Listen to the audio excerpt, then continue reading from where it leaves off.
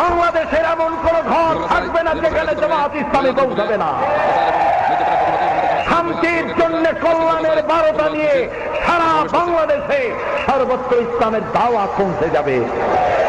গণতান্ত্রিক পদ্ধতিতে শুনিয়ে যায় কোরআন সামনে নিয়ে আপনাদেরকে।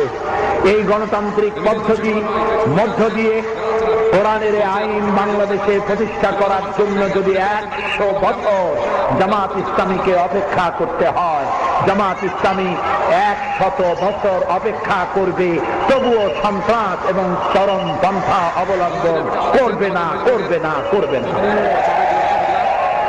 আমাদের অসংখ্য সাহিত্য ভান্ডার আছে, বললে হবে না জামাত ইসলামী কোন ইসলামী দল নয়। যিনি বলেন তিনিও কিয়ামতে উঠবেন, আমরা উঠব। আমি 50 বছর